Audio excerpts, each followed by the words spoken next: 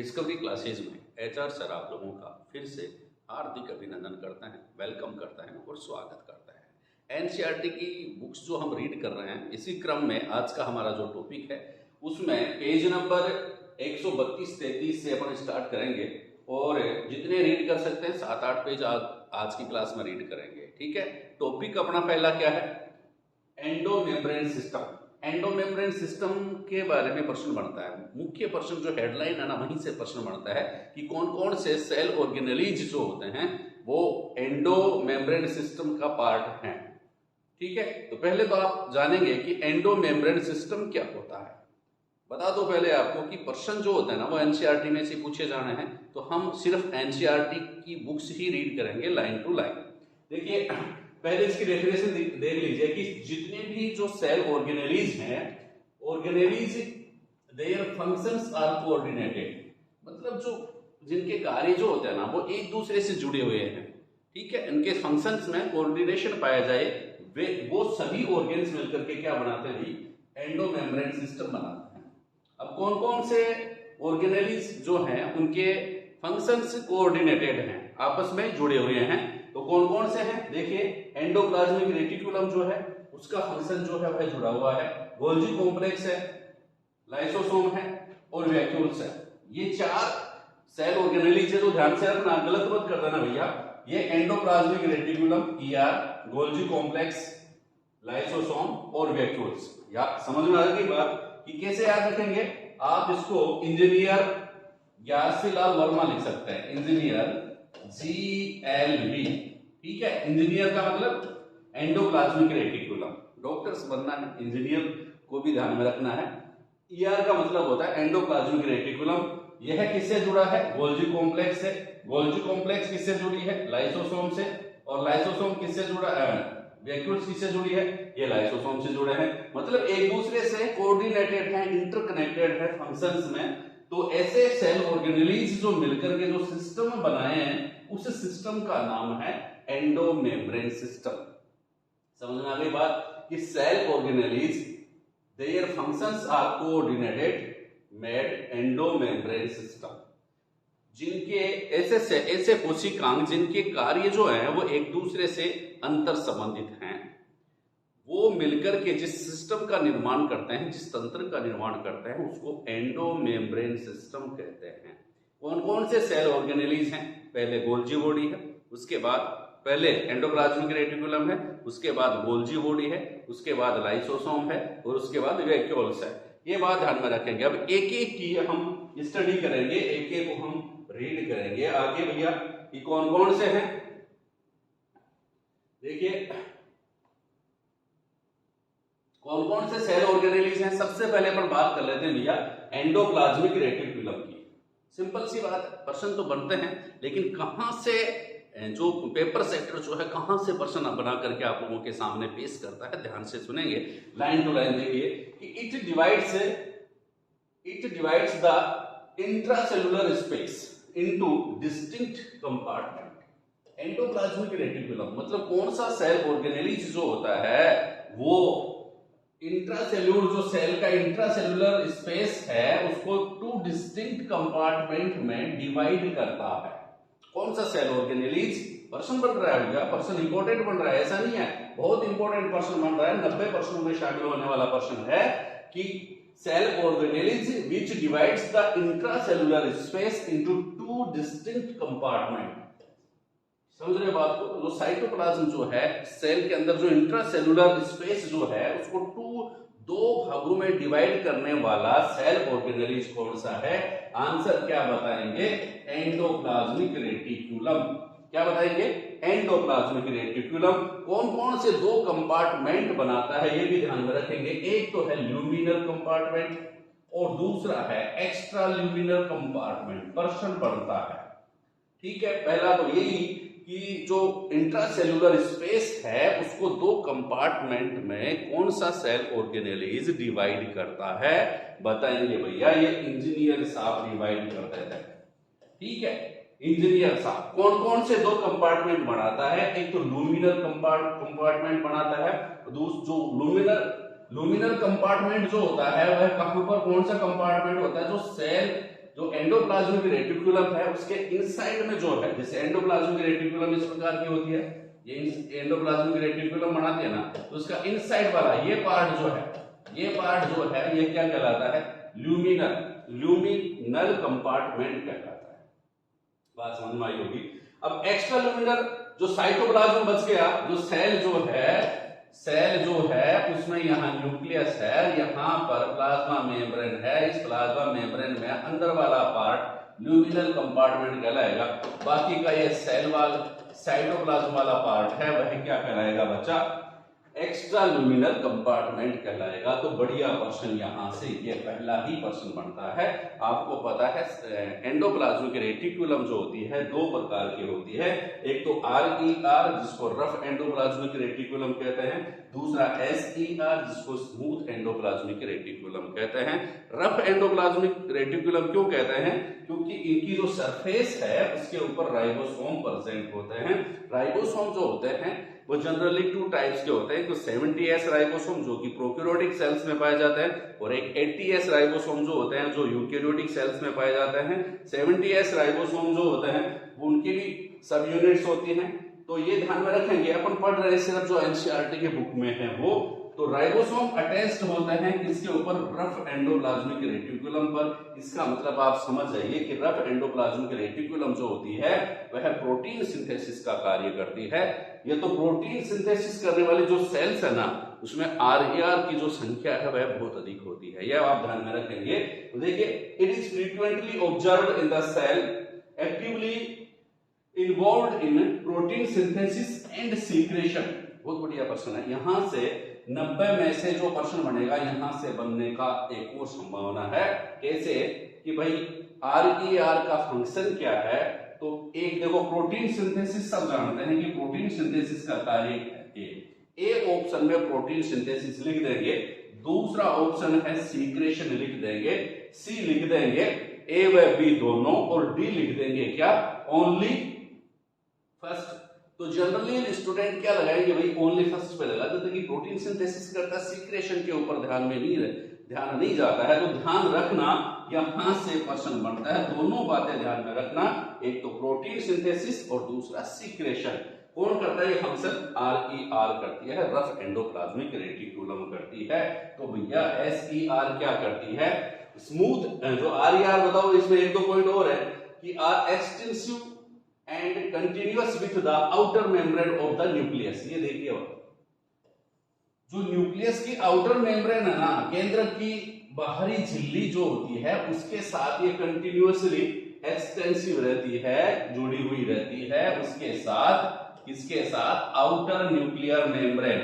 ये ध्यान में रखना, ये खास बात है। रफ एंडोप्लाज्मिक रेटिकुलम जो होती है are extensive and continuous with the outer membrane of the nucleus. ठीक है। SER स्मूथ एंडोप्लाज्मिक रेटिकुलम क्या है, स्मूथ एंडोप्लाज्मिक रेटिकुलम जो होते हैं, रेटिकुलम जिसके ऊपर राइबोसोम एब्सेंट हो उसको अपन क्या कहेंगे, स्मूथ एंडोप्लाज्मिक रेटिकुलम कहते हैं। सिंपल सी बात है, एनसीईआरटी की बात है ओनली। ठीक है। Is the major site for synthesis of lipid. Function बता रखा है, ये सिंपल सी बात है, सब जानते हैं कि भाई स्मूथ एंडोप्लाज्मिक रेटिकुलम का फंक्शन क्या है, तो आप बता देंगे भैया सिंथेसिस ऑफ लिपिड्स। ठीक है, synthesis of lipids, synthesis of lipids. अब लिपिड्स जो होती है ना, आपको पता है कि लिपिड्स जो होती है केमिकल कंपोजिशन किसका होता है, किसमें पाई जाती है, लिपिड्स जो होते हैं स्टेरॉइड्स हार्मोन जो होते हैं ना उनमें। तो आप लोगों से पूछ ले, स्टेरॉइड हार्मोन जो होते हैं एनिमल सेल्स में, प्लांट सेल में लिपिड्स का फॉर्मेशन कर देंगे। और इसके अलावा स्मूथ एंडोप्लाज्मिक रेटिकुलम जो होती है वह स्टेरॉइड हार्मोन जो होते हैं उनका लिपिड लाइक स्टेरॉइडल हार्मोन जो होते हैं उनका सिंथेसाइज कहां पर होता है, स्मूथ एंडोप्लाज्मिक रेटिकुलम में होता है। बहुत इंपॉर्टेंट क्वेश्चन है यहाँ पर ये बनता है। राइबोसोम एब्सेंट है, सभी स्टूडेंट जानते हैं, कोई टेंशन वाली बात नहीं है, ध्यान देना यहाँ जरूरी है। लाइन टू लाइन एनसीईआरटी अपन रीड कर रहे हैं, पेज नंबर 132 से 133 हम रीड कर रहे हैं, ध्यान में से देखना इस क्लास को। नेक्स्ट और देखिए गोल्जी कॉम्प्लेक्स। इतनी सी बातें बता रखे हैं, वैसे बहुत सारी बातें हैं। एंडोप्लाज्मिक रेटिकुलम के बारे में आप खुद रीड करेंगे ना तो कम से कम 4-5 पेज है, लेकिन पहले एनसीईआरटी हम रीड कर रहे हैं, उसके बाद ज्यादा बाद में रीड करेंगे। देखिए गोल्जी कॉम्प्लेक्स जो होता है सिंपल सा स्ट्रक्चर होता है और कैमिलो गोल्जी ने 1898 में 1898 में इसको डिस्कवर किया था। कैमिलो गोल्जी ने इसको गोल्जी कॉम्प्लेक्स को, ठीक है। ये डेंसली स्टैंड होता है, ये भी ध्यान में रखना, डेंसली स्टैंड होता है और रेटिकुलर स्ट्रक्चर इनमें पाया जाता है। रेटिकुलर स्ट्रक्चर पाया जाता है मेनली फॉर्म्ड बाय सिस्टर्नी। मुख्यतः ये सिस्टर्नी का बना होता है।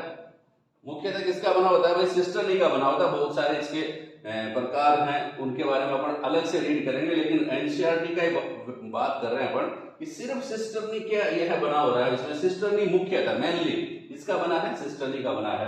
देखिए कंटेंट्स मेनली डिस्क सेक्स और सिस्टर्नी। देखो सेक्स या सिस्टर्नी का ये बना होता है। मेनली आप लोगों से पूछे कि गोल्जी कॉम्प्लेक्स जो होता है mainly formed by sex and और सिस्टर्नी, ठीक है। डायमीटर जो होता है इसका 0.5 माइक्रोमीटर से 1 माइक्रोमीटर। ध्यान में रखना, प्रश्न बन सकता है। यहाँ पर एक तो ये प्रश्न बन गया, यहाँ पर एक ये प्रश्न बन गया। डायमीटर कितना होता है? 0.5 माइक्रोमीटर से लेकर के 1 माइक्रोमीटर तक इसका डायमीटर होता है, ठीक है। गोल्जी कॉम्प्लेक्स 0.5 और 1.0, ठीक है। 0.5 और 1.0 micrometre. Cisternae are concentrically arranged near the nucleus with convex face, cis face और forming face। आपको पता है गोल्जी कॉम्प्लेक्स जो होता है उसमें दो फेस होती हैं। एक तो इस प्रकार की सिस फेस होती है और दूसरी क्या होती है? ट्रांस फेस होती है। सिस फेस जो होती है उसको फॉर्मिंग फेस भी कहते हैं। ये कहां पर होती है? न्यूक्लियस। यहाँ पर न्यूक्लियस है, न्यूक्लियस के पास ये स्थित होता है।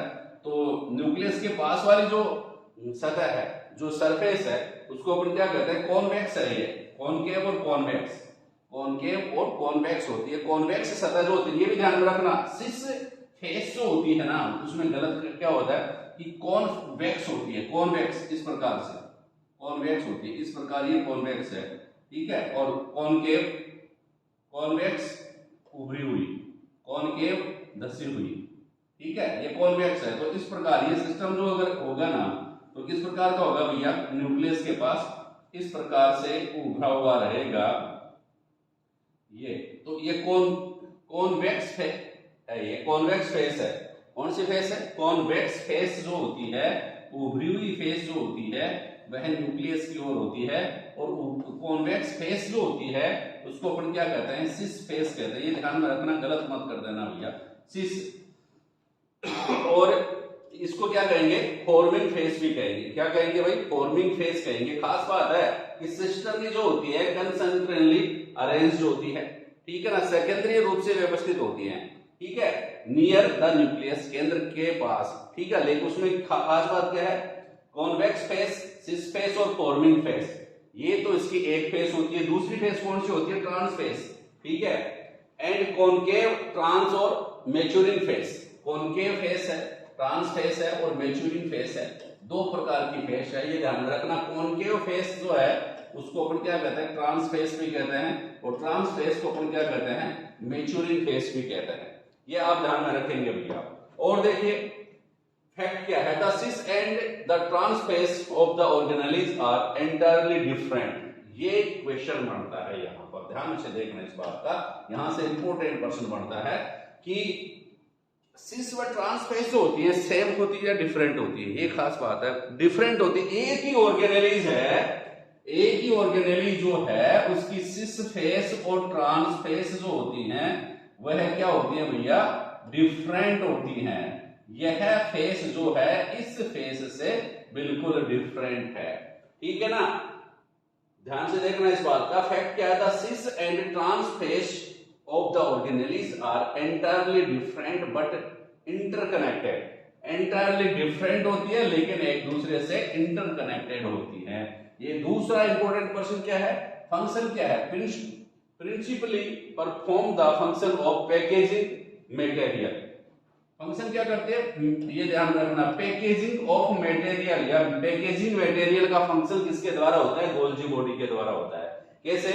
To be delivered either to the intracellular target और सीक्रेटेड आउटसाइड द सेल। मतलब जो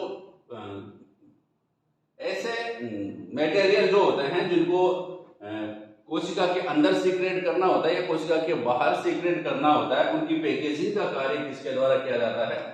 गोल्जी कॉम्प्लेक्स के द्वारा किया जाता है। गोल्जी कॉम्प्लेक्स की दो फेज कौन कौन सी है? सिस फेज और ट्रांस फेज है। गोल्जी कॉम्प्लेक्स की फॉर्मिंग फेज कौन सी कहलाती है? तो आप बताएंगे सिस फेज। आप लोगों से पूछे भाई गोल्जी कॉम्प्लेक्स जो होता है उसमें कॉन्वेक्स फेज जो होती है वह क्या कहलाती है? तो सिस फेज कहलाती है। और जो कॉनकेव फेस जो होती है ना वह ट्रांस फेस कहलाती है। आप ध्यान में रखेंगे सिस कॉन्वेक्स, सीवी फेस जो कॉन्वेक्स फेस जो है ना वो सिस फेस कहलाती है, सीवी सिस, ठीक है ना। और कॉन ट्रांस, किसका ट्रांसफर हो गया? कॉन ट्रांस, मतलब कॉनकेव फेस जो होती है ना वह ट्रांस फेस कहलाती है। ध्यान रखना, कंफ्यूज मत होना, यहाँ कंफ्यूज हो जाते हैं भैया, ठीक है। नेक्स्ट और देखिए, इसका फंक्शन बता रखे हैं गोल्जी कॉम्प्लेक्स का। एंडोप्लाज्मिक रेटिकुलम जो होता है उसके द्वारा material to be packaged in the form of vesicles. Endoplasmic reticulum जो होता है उसमें जो भी मटेरियल फॉर्म बनता है तो वह किस फॉर्म में? वेसिकल्स के रूप में पैकेज हो जाता है। किसके रूप में? इन द फॉर्म ऑफ वेसिकल्स, ठीक है। फ्यूज टू, वेसिकल्स के रूप में सीक्रेट होता है। वेसिकल्स बनती हैं, कोशिकाएं बनती हैं। ये वेसिकल्स किसके द्वारा? एंडोप्लाज्मिक रेटिकुलम के द्वारा वेसिकल्स बनती हैं। फिर वो फ्यूज हो जाती है, किससे जुड़ जाती है? सिस फेस से। किसके सिस फेस से?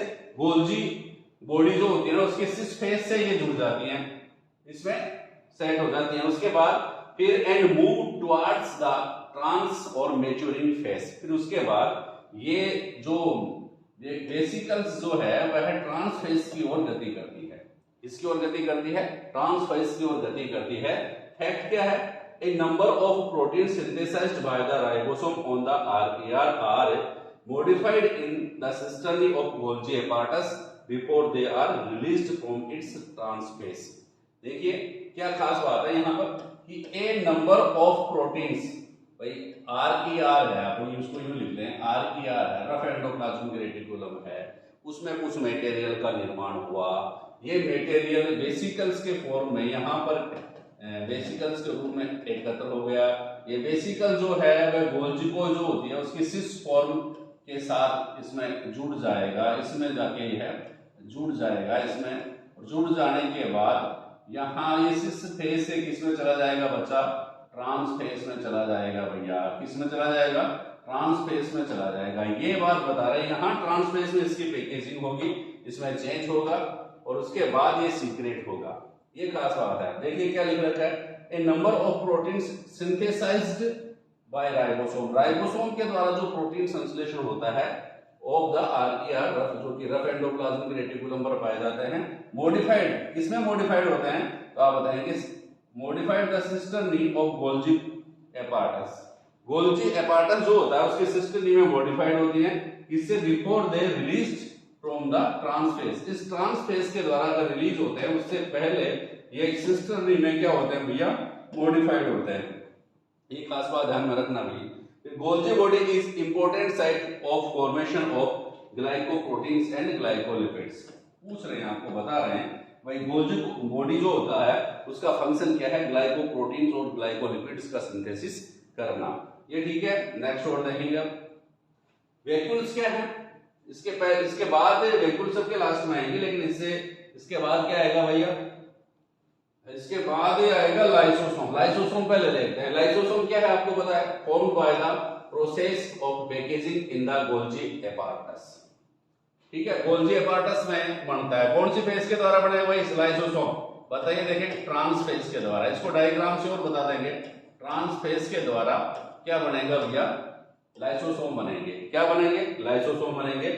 Isolated lysosomal vesicles very rich in almost all the type of hydrolytic enzyme. जो ये वेसिकल्स के फॉर्म में बनता है। किस फॉर्म में? वेसिकल्स, कोशिकाएं।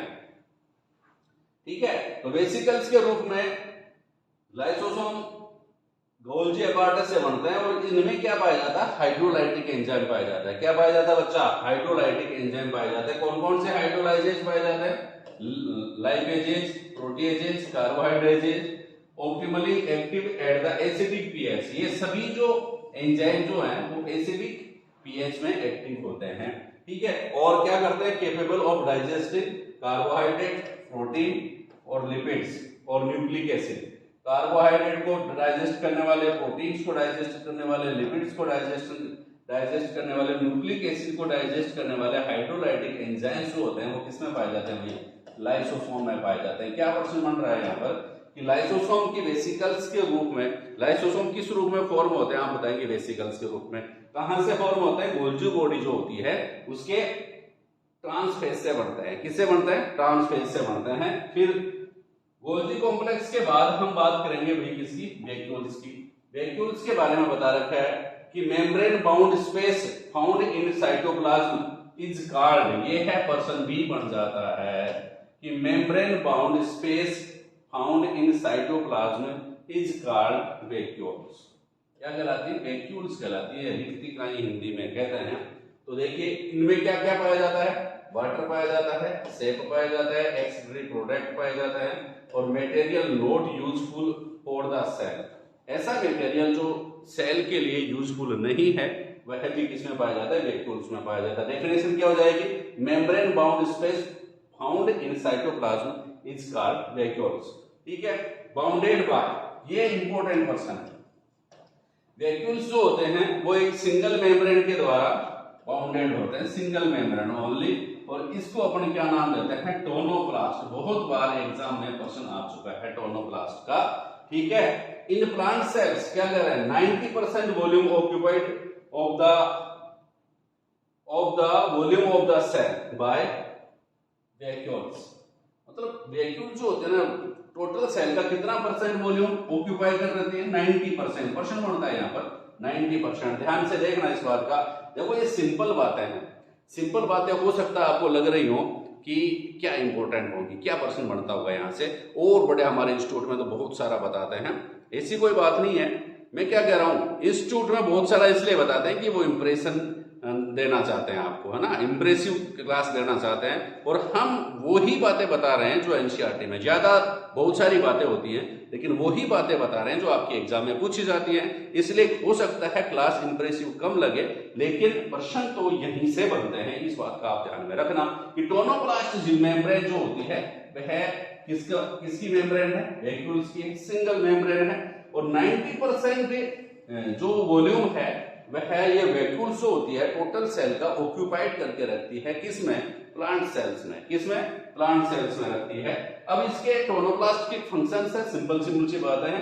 In plants transport against concentration gradient के अगेंस्ट ट्रांसफर में इसकी भूमिका होती है भैया, किसकी, टोनोप्लास्ट की, ठीक है, ध्यान रखना।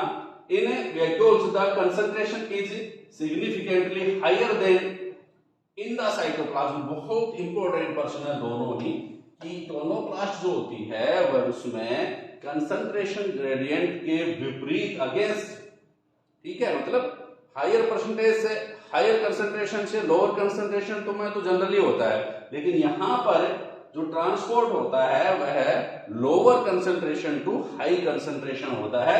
इसका मतलब क्या है, इन वैक्यूल्स जो रिक्तिका जो होती है, ये है बात नोट करने की है, ये भूलने वाली बात नहीं है, इंपॉर्टेंट बात है। क्या है, इन वैक्यूल्स रिक्तिकाओं में होता क्या है, the concentration is significantly higher than in the cytoplasm. Cytoplasm में जो कंसंट्रेशन होती है उसकी तुलना में जो वैक्यूल्स जो होती है उनमें जो पदार्थ होता है उनकी कंसंट्रेशन क्या होती है बच्चा, अधिक होती है। ये देखना, हायर होती है। तो फिर देख लीजिए, in vacuoles the concentration is significantly higher than in the cytoplasm. ये क्वेश्चन यहां पर बनता है, ध्यान में रखना, गलत मत कर देना, याद ध्यान में रखने वाली बात है। और अमीबा जो होता है उसमें कॉन्ट्रैक्टाइल वैक्यूल्स पाई जाती है, कॉन्ट्रैक्टाइल वैक्यूल्स पाई जाती है, जो उसका फंक्शन क्या होता है, ऑस्मो रेगुलेशन का भी कार्य करती है ये, और एक्सलेशन का भी कार्य करते हैं, ये ध्यान में रखना। Food vacuoles also present in protista, और प्रोटिस्टा जो होती है उनमें क्या पाया जाता है, अमीबा वगैरह में भी फूड वैक्यूल्स भी पाई जाती है, कॉन्ट्रैक्टाइल वैक्यूल्स भी पाई जाती है। प्रोटिस्ट में फूड वैक्यूल्स भी पाई जाती है, ये ध्यान में रखना। कॉन्ट्रेक्टाइल वैक्यूल्स किसमें? अमीबा में। फूड वैक्यूल्स प्रोटिस्टा, ठीक है, मोनेरा प्रोटिस्टा, प्रोटिस्टा में फूड वैक्यूल्स भी पाई जाती है, ध्यान में रखना। काम क्या करती है भैया? अमीबा में ओस्मो रेगुलेशन का काम करती है और एक्सक्रीशन का काम करती हैं, ठीक है। तो बहुत इंपॉर्टेंट बात क्या निकल कर गई, जो वैक्यूल्स जो होते हैं उनमें कंसंट्रेशन जो होती है is significantly higher than the cytoplasm, higher than in the cytoplasm. तो डियर स्टूडेंट्स, ये थी आज की क्लास लाइन टू लाइन, समझ में आ गई होगी। आप पढ़ते रहें, आगे बढ़ते रहें, और अगर चैनल को अभी तक हमारा आपने सब्सक्राइब नहीं किया है तो चैनल को सब्सक्राइब जरूर करें। थैंक यू, धन्यवाद।